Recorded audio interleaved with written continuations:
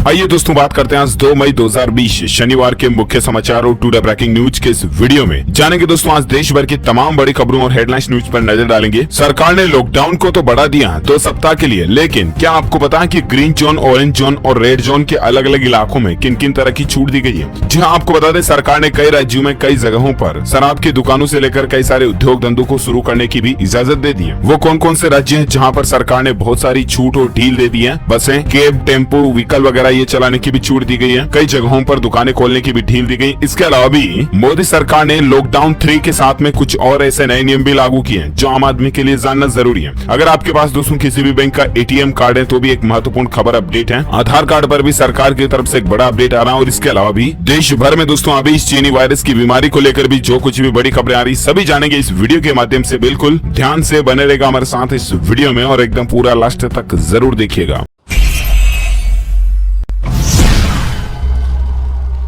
मैं आपका बिना टाइम वेस्ट किए सीधे ले चलता हूं आपको पहले अपडेट में। तो देख पा रहे होंगे दोस्तों बड़ी खबर है, लॉकडाउन के बीच केंद्र सरकार ने एक बड़ा ऐलान किया है। इन 5 राज्यों के लोग भी अब इस योजना का लाभ उठा सकेंगे। जी हां दोस्तों, केंद्र सरकार ने one nation one ration card योजना के तहत शुक्रवार को एक बड़ा ऐलान किया है। केंद्र की नरेंद्र मोदी सरकार ने देश के 5 और राज्यों को इस योजना से जोड़ दिया, जिसमें शामिल है बिहार, उत्तर प्रदेश, पंजाब, हिमाचल प्रदेश और दमन दीव भी इस one nation one ration card योजना का लाभ उठा सकेंगे। अब इस योजना में टोटल देश के 17 राज्य शामिल हो चुके हैं। तो दोस्तों इन 17 राज्यों के लोग जो है ना वो देश में कहीं से भी अपने राशन कार्ड से राशन की दुकानों से राशन ले सकते हैं। सिंपल मतलब ये है। चलिए, और साथ ही अगला अपडेट आ रहा है कि लॉकडाउन को 17 मई तक के लिए बढ़ा दिया। खुल सकेंगे फैक्ट्री, दफ्तर, लेकिन ये शर्तें शामिल होगी। जी हाँ दोस्तों, देश भर में लॉकडाउन की अवधि को एक बार फिर से 2 हफ्ते तक बढ़ा दिया गया और इस बार देश भर में रेड, ऑरेंज और ग्रीन जोन में देश को 3 अलग अलग भागों में बांटा गया है। और ऐसे में दोस्तों किस जोन में किन किन चीजों की ढील और छूट मिलेगी इसको लेकर भी आप जानकारी देख सकते हैं कि दोस्तों ग्रीन जोन में 4 मई से खुलेंगी शराब और पान मसाले की दुकानें। सरकार ने इसको लेकर छूट दी है। दरअसल दोस्तों सरकार ने लॉकडाउन 3 लागू करने के साथ ही नई गाइडलाइन भी जारी की है और ग्रीन जोन के जो इलाके हैं वहां पर 4 मई से शर्तों के साथ शराब एवं पान मसाले की दुकानें खोलने की इजाजत दी गई है। लेकिन गाइडलाइन में कहा गया दोस्तों की इन दुकानों पर 2 लोगों के बीच कम से कम 6 फीट की दूरी होना जरूरी है। साथ ही दुकान पर एक समय में 5 से ज्यादा ग्राहक या ज्यादा लोग जुटने की इजाजत नहीं होगी। इसके अलावा ग्रीन जोन में शराब की बिक्री का गृह मंत्रालय का फैसला अहम है, क्योंकि ज्यादातर राज्य दोस्तों चाह रहे थे कि उनके यहाँ शराब की बिक्री की इजाजत दी जाए और ऐसे में सरकार ने ये डिसीजन लिया है। साथ ही अगला अपडेट आ रहा है कि गोवा सरकार ने एक आदेश दे दिया दोस्तों कि मास्क न पहनने वालों को न तो राशन मिलेगा न ही फ्यूल मिलेगा। आपको पता होगा देश और दुनिया में आजकल इस चीनी वायरस की बीमारी का महामारी का जो माहौल फैला हुआ है। इसी बीच दोस्तों आपको पता होगा हाल ही में सरकार ने यह भी नियम लागू किया था कि बिना मास्क के आपको पेट्रोल डीजल भी नहीं मिलेगा और ऐसे में अब गोवा राज्य सरकार ने यह आदेश भी दे दिया कि बिना मास्क के न तो राशन मिलेगा न ही फ्यूल वगैरह मिलेगा। तो ऐसे में दोस्तों आप खुद की सुरक्षा और सेफ्टी के लिए भी जरूर मास्क का इस्तेमाल करें तो बेहतर होगा। अच्छा, इसके अलावा भी और एक अपडेट देख सकते हैं दोस्तों कि अगर आपका घर रेड जोन में आता है तो जानिए क्या खुलेगा और क्या बंद रहेगा। तो दरअसल दोस्तों रेड जोन में बड़ी संख्या में अन्य गतिविधियों की अनुमति होगी। ग्रामीण क्षेत्रों में सभी औद्योगिक और निर्माण गतिविधियां जिसमें मनरेगा कार्य, ईंट भट्टे वगैरह ये शामिल है। इसके अलावा कृषि से संबंधित बुआई, कटाई, खरीद, विपणन वगैरह ये क्रियाएं चालू रहेगी। किसानों से जुड़े काम चालू रहेंगे। बाकी दोस्तों रेड जोन के अंदर दूसरी सारी चीजें बंद रहेंगी, जैसे की बसों वगैरह का चलना, कैब वगैरह का चलना ये। अच्छा, इसके अलावा दोस्तों 4 हफ्तों का जो लॉकडाउन बढ़ा ना, इसमें ग्रीन जोन में कुछ और चीजों की छूट दी गई है। जैसे की आप देख सकते हैं पीएम नरेंद्र मोदी ने शुक्रवार को ही मंत्रियों के साथ में बैठक की थी और इसमें देश में जो अभी ये बीमारी का संक्रमण का मसला चल रहा है इसके तहत स्वास्थ्य मंत्रालय ने देश को 3 जोन में बांटा है। दोस्तों ग्रीन जोन में देश भर के 319 जिले शामिल हैं, जबकि ऑरेंज जोन में 284 और रेड जोन में 130 जिले शामिल हैं, जिसमें मुंबई, कलकत्ता, अहमदाबाद और दिल्ली सहित 130 जिले जो वो रेड जोन में। ग्रीन जोन में और ऑरेंज जोन में सशर्त कुछ चीजों की छूट दी गई है। हवाई यात्रा, रेल, मेट्रो और राज्य के भीतर परिवहन पर लगी पाबंदी जारी रहेगी। किसी भी तरह के मॉल और सिनेमा मॉल में भीड़ नहीं इकट्ठा होगी। मॉल और सिनेमा हॉल को खोलने की इजाजत फिलहाल नहीं दी गई है। अच्छा, इसके अलावा स्कूल, कॉलेज, संस्थान, हॉस्पिटैलिटी सर्विस, होटल और रेस्तरां भी बंद रहेंगे। लेकिन दोस्तों ग्रीन जोन में कुछ चीजों की छूट मिलेगी। 3 मई के बाद 4 मई से जब लॉकडाउन खत्म हो जाएगा तब ग्रीन जोन के अंदर कुछ चीजों की छूट मिलेगी, जिसमें ग्रीन और ऑरेंज जोन में टैक्सी, कैब वगैरह चलाने की इजाजत दी गई है। लेकिन शर्त दोस्तों की एक गाड़ी में एक चालक और एक यात्री ही हो सकता है, क्योंकि सभी तरह के परिस्थितियों में सोशल डिस्टेंस डिस्टेंसिंग का नियम पहले की तरह जारी रहेगा। तो ये सरकार के कुछ दिशा निर्देश हैं। आप भी दोस्तों प्लीज लॉकडाउन 3 का जरूर पालन करें। देश में 17-18 मई तक जब लॉकडाउन रहने वाला है तब तक आप बिना काम घर से बाहर न जाएं, और जाएं अगर तो मास्क लगा कर ही जाएं। तो दोस्तों ये कुछ अपडेट और बातें थी लॉकडाउन 3 को बढ़ने को लेकर। चलिए साथ ही अगला अपडेट आ रहा है प्रवासी मजदूरों के लिए। दोस्तों गृह मंत्रालय की तरफ से रेलवे और ट्रेनों को चलाने की मंजूरी दे दी है। दरअसल दोस्तों जो लोग दूसरे राज्यों में मजदूर वगैरह और छात्र फंसे हुए हैं, पर्यटक, उनको वापस अपने गृह राज्य में पहुंचाने के लिए सरकार ने टेम्परेरी रेलवे सेवाओं को चालू करने की इजाजत दे दी है। चलिए अब नजर डालते हैं अपन देश की दूसरी बड़ी खबरों पर। अगला अपडेट आप देख पा रहे होंगे कि दूरदर्शन पर वर्ल्ड रिकॉर्ड बनाने के बाद दोस्तों इस चैनल पर फिर से शुरू होने जा रही है रामायण। जी हाँ, आपको पता होगा काफी सालों बाद जब रामायण का सीरियल दोबारा प्रसारित किया गया तो इस दौरान रामायण को दोस्तों दूरदर्शन के ऊपर टीआरपी काफी अच्छी मिली थी। और इसी बीच अब रामायण के फैंस के लिए एक और खुशखबरी ये है कि रामायण को स्टार प्लस पर फिर से प्रसारित किया जाएगा 4 मई से रात 9:30 बजे आप ये रामायण का शो वापस ऑन एयर देख पाओगे। अच्छा, साथ ही अगला अपडेट देख पा रहे दोस्तों की आज से बदल गए हैं ATM, pension, railway, gas cylinder सहित ये 7 नियम। जान लीजिए वरना दिक्कत हो जाएगी। तो दरअसल बात कुछ यूं है दोस्तों कि हर महीने की पहली तारीख से आपको पता होगा सरकार कुछ नए नियम, रूल्स एंड रेगुलेशंस लागू करते हैं, राइट। और ऐसे में इस बार भी नया महीना मई शुरू हो चुका है और ऐसे में कई सारे रूल्स रेगुलेशंस जो है पिछले 24 घंटों से ही लागू हो चुके हैं हमारे देश में। तो मैं आपको फटाफट से बता देता हूँ दोस्तों की कौन कौन से नियम बदल गए हैं। पहला देख पा रहे कि मई से मिलेगी पूरी पेंशन। जहाँ कर्मचारी भविष्य निधि संगठन यानी कि ईपीएफओ के ग्राहकों के लिए अच्छी खबर है। सरकार ने हाल ही में रिटायरमेंट के 15 वर्ष बाद पूरी पेंशन राशि के भुगतान का प्रावधान फिर से शुरू कर दिया और इसके तहत दोस्तों अब मई से पूरी पेंशन वापस मिलने लगेगी। साथ ही अगला अपडेट देख सकते हैं एटीएम से जुड़ा नियम भी बदल चुका।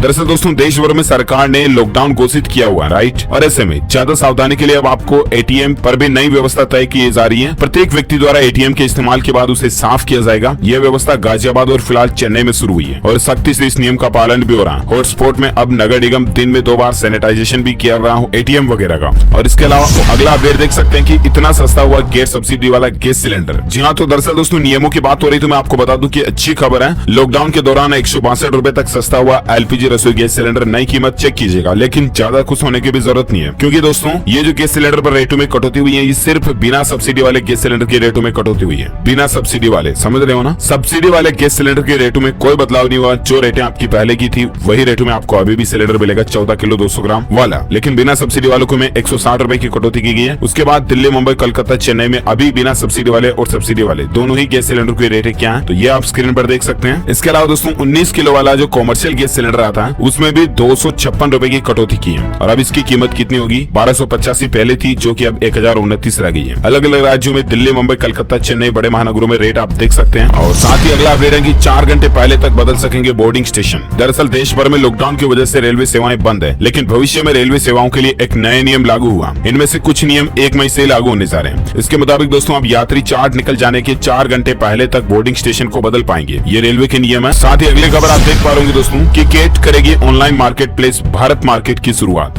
जी हाँ, केट जो है ना confederation of all India traders है, खुदरा कारोबारियों का जो एक संगठन है ना दोस्तों, उसने कहा कि वह भारत में जल्द ही व्यापारियों के लिए एक राष्ट्रीय ई commerce market place Bharat market launch करने जा रही है। और ऐसे में दोस्तों कुल मिलाकर के जैसे ये अमेजोन, फ्लिपकार्ट, स्नैपडील वगैरह है ना, ये ऑनलाइन मार्केट में है। इसी तरह से इनके ज्यादा चलने की वजह से ऑफलाइन मार्केट वाले जो दुकानदार हैं, लोकल बिजनेसमैन, व्यापारी है ना, उनके काम धंधे ठप पड़ चुके हैं। और इसीलिए केट ने यह फैसला लिया कि भारत मार्केट करके खुद ही e commerce market place launch किया जाएगा, जिससे कि ये व्यापारी भी ऑनलाइन जुड़ पाएंगे। चलिए साथ ही अगले अपडेट में बात करें दोस्तों आज के मौसम समाचार।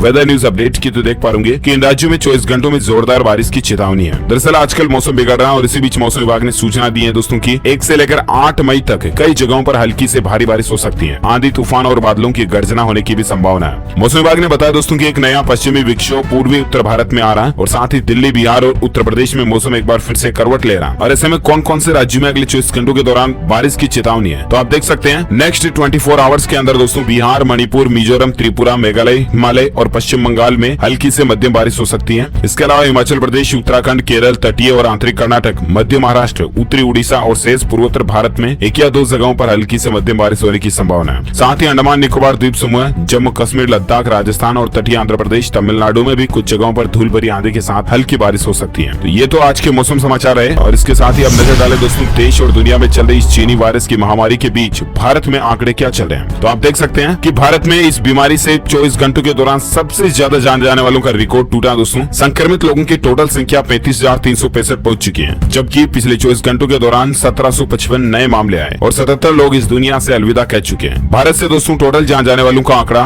1147 तक पहुंच चुका है और शायद यही एक वजह दोस्तों की लगातार रोजाना इतने आंकड़े बढ़ रहे हैं और इसी के चलते सरकार ने लॉकडाउन को 2 सप्ताह तक फिर से बढ़ा दिया। चलिए दोस्तों साथ ही अगला अपडेट देख सकते हैं। ऑटोमोबाइल इंडस्ट्री को लेकर देख पा रहे कि देश की पहली इलेक्ट्रिक स्पोर्ट्स कार भारत में लॉन्च होने जा रही है। डीसी अवंती करके नया मॉडल लॉन्च होने जा रहा है दोस्तों। हालांकि ये तैयार स्विट्जरलैंड में हो रही है, लेकिन भारत में भी इसको लॉन्च किया जाएगा। देखते हैं कब तक इसकी लॉन्चिंग होती है। हालांकि निजी अस्पतालों पर सख्त हुई दिल्ली सरकार, घेर वायरस वाले मरीजों का भी इलाज करना होगा। जहां दरअसल दोस्तों आजकल ये बीमारी का मसला चल रहा है और इसके चलते कई सारे प्राइवेट हॉस्पिटल जो है ना वो मरीजों को एडमिट ही नहीं कर रहे हैं और इसको लेकर दिल्ली के मुख्यमंत्री अरविंद केजरीवाल सरकार की तरफ से सभी प्राइवेट हॉस्पिटल्स को चेतावनी दी गई है और दिल्ली सरकार ने आदेश भी जारी कर दिया कि अगर अस्पताल लोगों का इलाज नहीं करते ना तो उनका लाइसेंस भी रद्द किया जा सकता है। इस बीमारी के अलावा भी दूसरे मरीज जो कि डायलिसिस, खून चढ़ाने या कीमोथेरेपी जैसी अहम स्वास्थ्य सेवाएं सभी प्राइवेट हॉस्पिटलों को मरीजों को देना जरूरी होगा। चलिए और साथ ही अगला अपडेट आ रहा है कि स्कूल खुलने का इंतजार 17 मई तक करना पड़ेगा और कक्षाओं का बदलेगा नजारा।